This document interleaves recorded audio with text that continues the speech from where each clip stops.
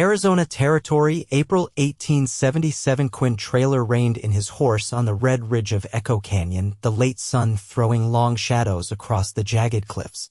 His chestnut mare shifted beneath him, uneasy. It was not the wind or the silence that made her nervous, it was something else. Quinn narrowed his eyes and scanned the canyon's edge. That was when he saw her. A woman in a dirt-stained white dress, sitting on her knees near the cliff's edge like the earth had dropped her there. The hem was torn, her veil caught in the breeze. She looked up at him without fear, her face streaked with dust and tears, and said in a voice barely stronger than wind, "Please, do not leave me here." Quinn dismounted fast, boots crunching over gravel as he approached her slowly, hands open. "You hurt?" he asked, eyes sweeping over her arms and face for blood. "No, not like that," she said. I do not have anywhere left to go." He crouched beside her. Her dress, once fine, was torn at the shoulder. Her cheeks were hollow. Her eyes, though big, brown, and steady, held no madness. "Just heartbreak." "What is your name?" he asked. Adaline Tilson." He waited, then asked gently, "You a bride?" She gave a small nod, her voice catching. "I was." A gust of wind pulled at her veil again. Quinn caught it before it blew off the edge and handed it back to her. Her fingers brushed his, cold and trembling. He cleared his throat. "You got people nearby?" "No. I came with my husband. But he left me here. Rode off before we even reached the town. Said he changed his mind. Took the wagon, the mule, everything." Her voice cracked. "I walked for hours before I found this place." Quinn looked out over the canyon, jaw tight. "That man needs hanging. I begged him not to leave me. I told him I had nowhere else. But he did not care." Her voice dropped to a whisper. "I would have jumped. I might have." He looked at her again. Really looked. Dust on her skin. Bruises on her wrist. Shame in her eyes. But she had not jumped. "You hungry?" he asked. "Yes," she said, almost before he finished the word. "Come on, then." He stood and reached out a hand.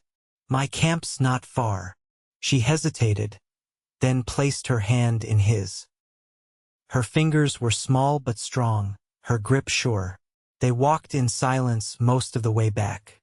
The sun dipped behind the canyon wall, and the air cooled. Quinn kept glancing at her, watching her pace, her posture. She was proud even in rags. She did not ask for help again, but he could feel the weight of her loss pressing down with every step. His camp was simple: bedroll, fire pit, saddle for a pillow. He had been riding alone for 2 weeks, trailing mustangs for a rancher near Prescott. He had not planned on company. But he found himself clearing a place for her beside the fire without thinking. He handed her a tin plate with beans and salt pork. She took it with both hands like it was a feast. "My husband said I was a burden," she said between bites. "Said he thought marrying a preacher's daughter would make him look respectable. Then he saw I had no dowry, no land, just me." Quinn sat across the fire from her, arms looped around his knees. He was a fool. She looked up. "You do not even know me." "I know enough." He leaned forward. "You did not jump." Adaline blinked hard. Tears formed but did not fall. After the food, she sat wrapped in his spare blanket, staring into the flames. Quinn tossed another log on the fire and settled in beside her, a few feet away. "I will get you to town tomorrow," he said. "There is a doctor there and a boarding house. I will cover the cost till you can stand on your own." She turned her head, eyes shining in the flickering light. "Why would you help me?" "Because you asked," he said simply. Adaline looked down, then said softly, "No one ever has. Not since my father died. I always thought if I could just be quiet, be good, someone would want to keep me." Quinn's voice was low. "You do not need fixing, Adaline." Silence stretched between them, warm and full. The canyon wind had quieted. The stars were starting to show. "You sleep," he said, standing. "I will keep watch. Coyotes like to sniff around this time of night." She looked up at him, her voice steadier now. "You are kind. I am just a cowboy with a conscience." Her lips turned, just barely. "Still kind." He turned away, but her voice followed him. Quinn. He looked back. Thank you for not walking away.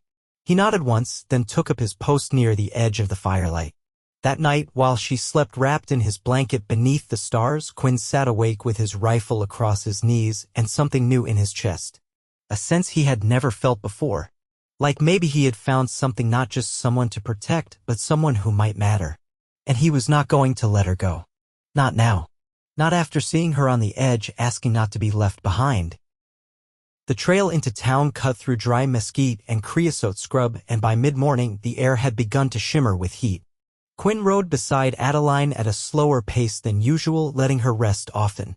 Her borrowed hat shaded her face, but her skin pinked beneath it just the same. She didn't complain. She hadn't said much since they'd broken camp, but when she did speak, it was measured, thoughtful, like she hadn't had the chance to use her voice freely in some time and wasn't about to waste it. You live out this way? She asked after a long spell of quiet riding. He adjusted his grip on the reins and nodded. South of Camp Verde. I lease a parcel off the Verde River. Small spread. You raise cattle? Mostly. A few horses too. And I break mustangs for the army when they need it. She glanced toward the horizon. Seems a lonely life. It is. Her eyes met his. Do you mind it? He didn't answer right away. A hawk wheeled overhead, sharp against the blue. Not most days. But there's times the silence sits too heavy. Adaline didn't say anything to that. She rode with her back straight, hands steady on the saddle horn. Dust clung to her hem and her hair had come loose in the wind, but she carried herself without apology. When they paused to water the horses near a shallow stream, she knelt to splash her face, then sat back on her heels and looked around. I didn't think the land would be so open out here, she said. Back home, there were trees everywhere. Oaks and sycamores. You couldn't see more than a mile ahead. Where was home? Missouri. South of Rolla. My father had a church there before the war. He didn't push for more and she didn't offer it. They rode on. By early afternoon, they reached Jerome's still more mine camp than town, perched along the copper-rich hillside. The streets were uneven, patched with boards, and the buildings leaned with the slope. Men in canvas trousers and soot-streaked shirts moved between saloons and supply stores. The air smelled of coal smoke and sun-baked stone. Quinn dismounted outside the boarding house and looped the reins around the rail. He helped Adaline down. Her legs wobbled once, but she steadied herself before he could reach for her. Inside, the woman who ran the place, Mrs. Kearns, looked up from her ledger. She wore a dark dress and wire spectacles, her hair pinned in a tight bun. Her gaze flicked between the dust-covered pair, lingering on Adaline's torn dress and windburned face. She's with me, Quinn said before the woman could speak. She needs a room and a quiet place to rest. I'll pay for the week. Mrs. Kearns pursed her lips but nodded. Second floor, end of the hall. I'll bring water. Adaline followed the landlady up the stairs, leaving Quinn alone in the front room. He didn't sit. Just waited. 10 minutes passed before Adaline returned, her face washed, her hair pulled back with a ribbon he hadn't seen before. She looked cleaner, but no less tired. She's kind, Adaline said. Give me a comb and some soap. I'll leave you some coin with her for food and whatever else you need. You'll be safe here. She nodded, fingers curling around the edge of her skirt. And you? Will you go back to your ranch now? He hesitated. I've still got work here. Horses to find. I'll be close by for a while. Adaline's eyes didn't leave his. Would you come back? Before you leave for good. I will. She stepped closer, voice low. I don't know what happens next. Everything I thought I was supposed to be. It's like it broke. And I can't seem to pick the pieces up the same way. You don't have to, he said. Not all things are worth putting back together the way they were. Her breath hitched, just once. She looked down at her hands, then back up. Thank you for finding me. I didn't find you, he said. You were right where you needed to be. I just happened to be passing through. For a moment, neither moved. Then he tipped his hat and stepped out into the heat, her gaze following him until the door shut behind. He didn't get halfway down the hill before he knew he'd be back the next day.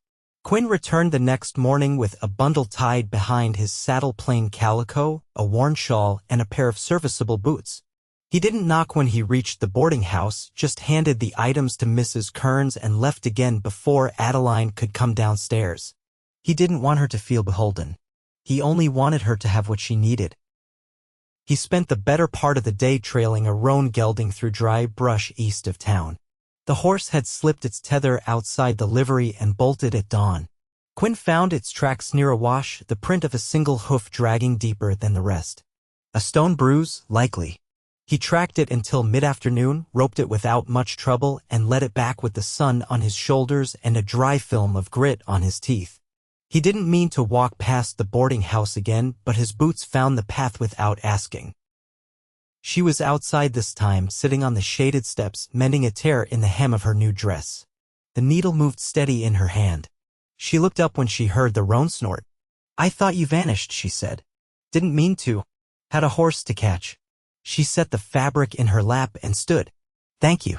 For everything you brought. I know you didn't want me to see you leave it. You needed it. That was enough." Adaline stepped down the last stair, brushing dust from her skirt. "You always do what you think is right, even if no one sees it? I figure the doing's the point, not the looking." She studied him for a moment. "You're strange, Quinn Traylor." He shrugged. "Never claimed otherwise." They walked together without speaking, past the edge of town where the road turned toward the hills. The sun was dipping, casting the trees long in gold.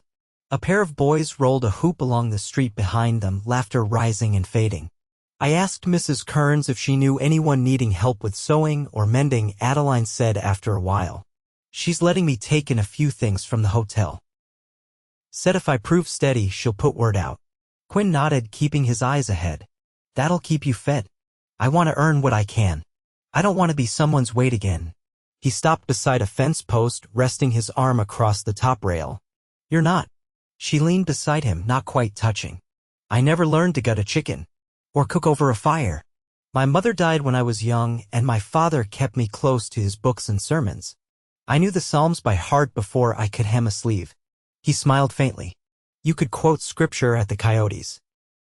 Might keep them honest." She laughed, then quiet but honest. "You ever think about marrying?"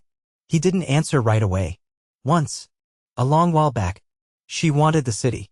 I didn't. Do you regret it?" "No. You can't build a life on someone else's dreams." Adaline folded her hands. "I thought marriage would be the answer. A way to belong. But it was just a door that opened to something worse." "Maybe the problem wasn't the door," Quinn said. "Maybe it was who opened it." She turned her head, eyes steady. "And what if it opens again? Right this time?" He held her gaze. "Then you walk through, knowing you deserve whatever's waiting." They stood like that a long while, the air between them thick with something neither of them had named yet. Then the breeze shifted and Quinn stepped back. "I'll be heading out day after next. Got to finish what I came for." Adaline looked down. "Will you come back again?" "I will." "When?" "When I've earned the right to ask for more." Her breath hitched then, but she blinked fast and nodded. "Then I'll wait."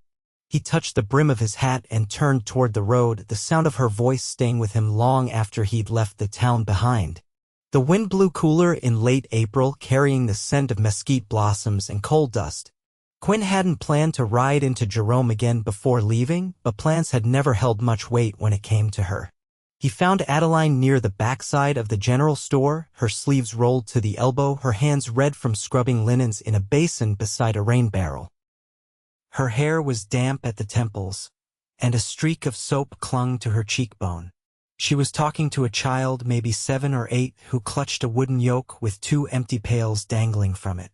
The boy nodded solemnly to whatever she said, then trotted off, careful not to slosh the water. Quinn dismounted and tied off his mare to the post. He didn't call out. He waited until she straightened, wiped her hands on her apron, and turned. "I thought you'd be gone by now," she said, squinting against the brightness behind him. "I meant to be," he said. "But I found myself riding the wrong direction." Her mouth softened, and she stepped closer, drying her palms on her skirt. "What changed your mind?" "You were standing in it." They hadn't touched in days, but now she reached for his wrist without hesitation. Her fingers cool and damp. He didn't move. Her touch was light, but it steadied something in him. "I've been thinking," she said. "I don't want to stay here long. I can't sleep without the sound of the wind. And I miss the quiet." "You could come south," he said. "Plenty of quiet near the river." She looked down at their hands. "Mrs. Kearns said I'm good with a needle. She offered to let me stay on and help with the ledgers. But every time I think about agreeing, my chest goes tight. You don't owe her your future." "I know. It's just, I spent so long trying to be good enough for someone else. It's hard to know what I want now that no one's telling me." He watched a trail of soap bubbles slide down her forearm and drip onto her boot. "You want to see the river?" She looked up. "Now? I brought a second horse." They rode out of town in the late afternoon, the shadows long, the hills gold and rust. Adaline didn't speak for the first few miles, but her back was straight and her eyes watched everything: the way the ridges dipped to the east, the flicker of a quail through the brush, the pale blooms opening on the prickly pears. When they reached the overlook above the verde, she dismounted and walked to the edge, arms folded under her chest. Below them, the river moved slow and green, framed by cottonwoods just beginning to leaf. A heron lifted from the shallows and vanished upstream. "I didn't know Arizona could be beautiful," she said. "It's not always. But when it is, it doesn't ask for permission." She turned. "Is this your land?" "Leased from a widow who moved back east. I built a cabin there." He pointed toward a stand of trees. "It's plain, but it holds out the weather." She was quiet a moment, then asked, "Do you ever get lonely in it?" "Sometimes. But I'd rather be lonely on my own land than lost in someone else's house." Adaline stepped closer. "My father used to say that grace isn't given once. It's given every time you ask for it and sometimes when you don't." He watched the wind move tendrils of her hair against her neck. "Did you ask for it that morning in the canyon?" "No," she said. "But I think it found me anyway." He reached out then, slow and certain, and cupped her cheek. She leaned into it without flinching. "I'm not offering a rescue," he said. "Just a place beside me. If you want it." "I do," she whispered. "But only if it's for the long haul." He smiled, real and quiet. "That's the only kind I know." When she kissed him, it wasn't rushed or uncertain. It was a promise wrapped in dust and sunlight, sealed by the sound of the river below. They walked the rest of the trail hand in hand, the road behind them already fading into memory. The cabin stood quiet beneath the cottonwoods, its cedar roof half shadowed by the long sweep of a sycamore branch. Late May had brought the river up, and the air carried a cool dampness that clung to the porch posts and softened the footpaths around the homestead. Inside, the scent of sweet cornmeal and simmering beans hung low, and the whitewashed walls glowed faintly in the afternoon light. Adaline stood at the hearth, her hands dusted with flour. A small bread round rose slow in the cast-iron oven, and she turned from it only when she heard the creak of the door. Quinn stepped in, his hat tucked under one arm, his shirt collar open at the throat, damp with sweat from the corral. "She's nearly ready," she said, kneeling to check the bread. "You'll want to wash before supper." He leaned against the doorframe, watching her. "I stopped at the post station on the way back. Brought a letter." She straightened, brushing her hands on her apron. "From who?" "Your father's sister, the one you mentioned from Kansas. I wrote her weeks back in case she was still living." Adaline's fingers stilled. "She said she remembers you. Said she's glad you're safe." She enclosed a pressed violet. "Said your mother used to keep them in her Bible."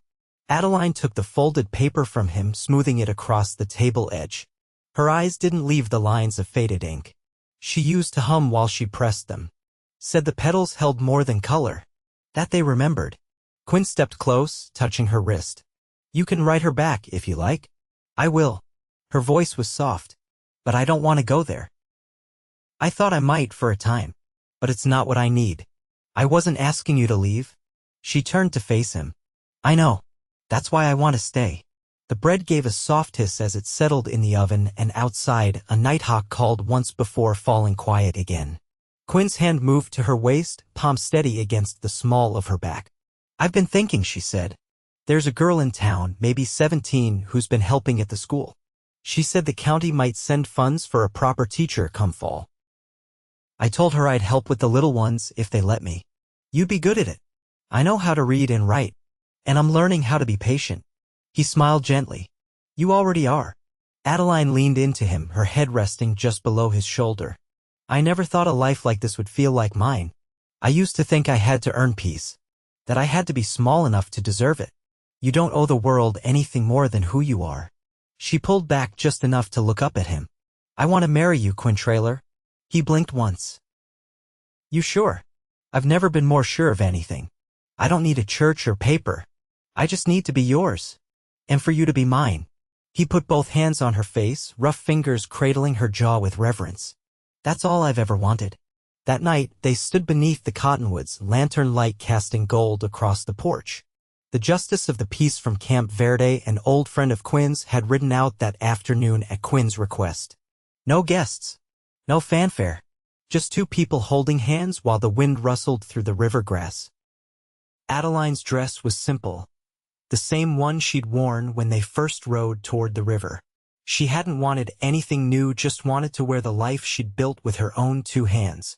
Quinn wore his cleanest shirt, buttons fastened all the way to his throat, and boots polished with a rag until they gleamed. When the words were spoken, and the paper signed, the old justice tipped his hat and rode off without ceremony. The stars broke clear overhead, and the night settled warm and deep around them. They sat on the porch steps, legs touching. Adaline leaned her head on his shoulder. Do you ever think about what might have happened if you hadn't come upon me that day? I do, he said, and I thank God I don't have to live in that world. She reached for his hand and laced her fingers through his. Neither do I. Years passed. The land held steady, and so did they. The cabin grew by a room, then by a lean-to for the chickens. Adaline taught letters to children who came from ranches miles out, and in the evenings she read aloud by lamplight while Quinn carved fence posts or mended tack beside the fire. Their love didn't blaze or falter, it endured.